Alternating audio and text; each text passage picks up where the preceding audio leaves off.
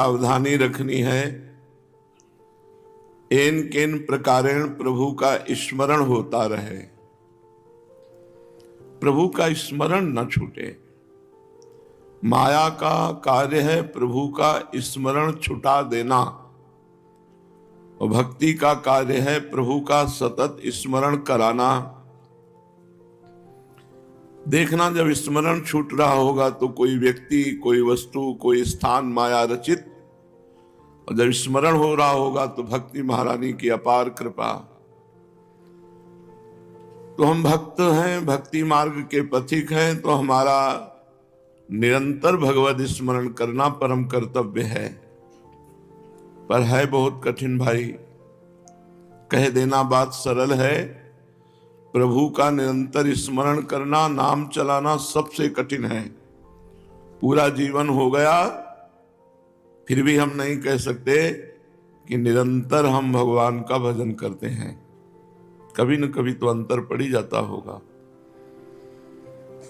सबसे कठिन कार्य है भगवान का निरंतर स्मरण होना। दुनिया के जितने भी कार्य हैं उन सब में मेहनत का बहुत योग हो सकता है, मानते हैं, लेकिन सबसे बड़ी मेहनत है हर समय नाम को पकड़े रहना, क्योंकि ये मन से होता है और मन विषयों में खेलना चाहता है। साधक की बड़ी विचित्र दशा होती है, उसे भगवान ही संभालते हैं। भगवान मिले नहीं, अब संसार अच्छा नहीं लगता, जहां देखो वहां विवेक काट के फेंक देता है। कितनी देर भोगोगे, इसके बाद क्या होगा? कौन सी प्रिय वस्तु है? सबका नाश होना है। वो विवेक जागृत है तो काटता है। भगवान मिले नहीं तो आनंद की जब अंदर अनुभूति नहीं हो रही, जहां आनंद लग रहा था वहां विवेक काट रहा है उसे, और वो बड़ा परेशान रहता है। इस स्थिति को जल्दी से पार कर ले, नहीं तो कहीं लड़खड़ा कर गिरकर वो भोगों का स्वाद न लेने लगे, क्योंकि भगवदानंद मिला नहीं और भोगानंद में विवेक इतना प्रवीण हो रहा है कि उसमें विश्वास नहीं रह गया। इसमें सुख है, सब भोगी तो रहे हैं, हर समय ज्ञान उसका प्रवीण रहता है, इसलिए भोगों में फंसने नहीं देता। पर अगर भगवदानंद नहीं मिला तो ज्यादा देर टिक नहीं सकता। इसलिए नाम स्मरण निरंतर सतत तो बच सकता है, नहीं तो टिकेगा नहीं। पक्की बात है, अनुभव की बात है। एक बड़ी विचित्र दशा होती है, कुछ अच्छा भी नहीं लगता। जो प्रभु की तरफ स्वाद मिलना चाहिए वो मिला नहीं, और संसार का स्वाद, उस पर विश्वास नहीं रह गया। अब उस साधक की दशा क्या होगी? अब ये बिचौलिया जो बीच में मन बना हुआ है, इसे एक तरफ करना पड़ेगा प्रभु की तरफ। संसार की तरफ करने में तो अभी तक अनंत जन्म व्यतीत हो गए, अब प्रभु की तरफ करने के लिए बार बार उदास हो जाता है। देखो ना, जब प्रभु की तरफ करो तो उदास हो जाता है क्या सब, और जब इधर करो तो विश्वास नहीं रह गया। संसार की तरफ विश्वास नहीं रह गया और भगवान की तरफ चलने में उदास हो रहा है, क्योंकि उसे आनंद की अनुभूति नहीं हो रही। तो जबरदस्ती इस समय नाम जप करना चाहिए। नाम जप ही है एक जो हमको इस स्थिति से उबार सकता है। हम तो कहते हैं कि कम से कम वो सुखी हैं जो मूर्ख हैं, उनको संसार अच्छा तो लग रहा है। नहीं, भगवान से मतलब तो अपने लड़का बच्चा खान पीन उतने चैन तो मान रहे, वो उतने में सुखी है। अब यहां ज्ञान हो गया है तो ना पक्का ज्ञान हुआ है और ना पक्के मूर्ख हैं। अब ये बस यह समस्या बड़ी है, जो मूर्ख हैं तो कम से कम अपने राजी तो है। अब यहां वो भी ज्ञान के आगे कितनी देर, जैसे कोई सुख आता है तो प्रश्न होने था कितनी देर, इसके बाद क्या, फिर वही निराशा। हाँ ये बात तो है, नहीं ये कितनी देर, ये कितनी देर, टिकाऊ नहीं है, सब नाशवान है। शरीर छूटना है, फिर क्या, सब काट के फेंक देता है। संसार का कोई सुख टिकाऊ नहीं है, स्थायी नहीं है, परिवर्तनशील है, नाशवान है। फिर इसके बाद क्या, निराशा सी होती है संसार की तरफ से। भगवान की तरफ बढ़े तो मन साथ नहीं देता है, वो संसार की तरफ भागना चाहता है। संसार की तरफ मन जाता है तो बुद्धि विवेक के द्वारा उसे काट। ये स्थिति साधक को पार करना बहुत कठिन होता है। इस स्थिति में यदि सत्संग मिला और नाम जब उत्साह बढ़ता गया तो पार हो जाता, नहीं लड़खड़ा के संसार में गिर जाता है और फिर वो बहुत ही गिर जाता है।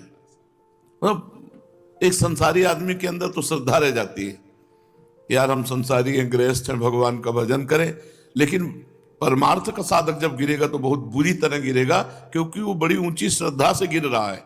अब उसके अंदर श्रद्धा जो ऊंचाई की थी उससे पतित हुआ है, तो अब साधारण श्रद्धा उसको कोई, इसलिए बहुत श्रम लो।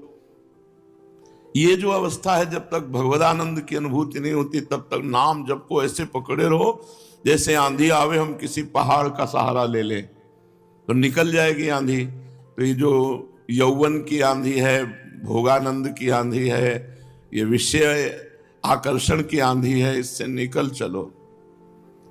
बहुत कठिन है डगर नेह की, प्रेम की बहुत गली सांकरी और बहुत कठिन है। चढ़ के मैन तुरंग पे चल वो पावक माए, प्रेम पंथ अति कठिन है सबको निभत नाए। जब आप नाम पकड़े रहोगे और आपकी दुर्वासनाएं शांत हो जाएंगी, सच्ची मानो, आगे चलकर देखना कुछ भोगने की इच्छा ही नहीं रहती, इच्छा ही नहीं रहती। खान पान इंद्रियों के भोग ये सब ऐसे, रमा विलास राम अनुरागी तजत बमन, इतना शुद्ध विवेक हो जाता है, वो काटता रहता है। जैसे वमन देखो तो घृणा होती है, ऐसे हर भोग को, मन को कुछ अच्छा नहीं लगता। अब ये बढ़िया अवसर मिला, इसे निकाल लो। जब मन को कुछ अच्छा न लगने लगे तो समझो अभी साथ देगा आपको, और इसको निकाल लो और भगवान के चरणों में सावई मनः कृष्ण पदारविंदयो। फिर क्या होता है? फिर भगवदानंद स्फुरित होता है। ये मेरी आशा क्या सफल होगी? हे वृंदावन धाम, हे वृंदावनेश्वरी, क्या ये मेरी आशा सफल होगी कि कभी मैं ऐसे आपको देखकर भूमि पर लुंठन करूं और आप दोनों युगल सरकार एक एक बांह पकड़ करके उठाएं और हृदय से लगावें? ये जब आशा जागृत हो जाती है तो समस्त आशाएं नष्ट हो जाती है। पर ये अभी आशा जागृत नहीं हुई। अभी आशा है रुपया पैसा भोग सामग्री मान प्रतिष्ठा भाई बंधु संसार, ये जब सब आशाएं मिट जाए तब ये आशा से दास्यम वृषभानु जाया तीरे समध्यास च भानु जाया। इसीलिए खूब नाम जप करो, धामवासी तो हो ही, नाम जप करो और धाम का आश्रय रखो। आश्रय मन से, वास तन से, तन मन बन से, ये तन से मन से दोनों से वृंदावन का सेवन हो। तन तो वृंदावन में है ही, मन भी वृंदावन में रहे। जिनका शरीर वृंदावन अखंडवास नहीं कर सकता, कार्य हेतु बाहर जाते हैं या बाहर रहते हैं, वो मन से वृंदावन का सेवन करें। वृंदावन को चिंतवन यह दीप उर्वारी, कोटि जन्म के अगतमहि काटि करे उजियारी। करोड़ों जन्म के पापों का नाश कर देता है वृंदावन का चिंतन। वृंदावन की परिक्रमा लगा रहे, बिहारी जी के दर्शन कर रहे, राधा वल्लभ जी के दर्शन कर रहे, रसिकों का संग कर, ये सब मन से हो सकता है। यदि हम ऐसा मन से करें तो हमारा वृंदावनवासी ही माना जाएगा, दूर रहने पर भी। तो हम वृंदावनवासी बने तन से या मन से, और वृंदावन के अधीश्वर श्री युगल सरकार के मिलन की आशा अपने मन में पोषित करें, बढ़ाएं, विकलता लाएं कि हाय कब मेरे जीवन में ऐसा होगा, एक बार मैं प्रिया प्रीतम को देख पाऊं, एक बार उनके चरण पकड़ पाऊं, एक बार उनकी झांकी कर तो पाऊं इस जीवन में, मैं जिनका हूं उनको एक बार देखूं तो।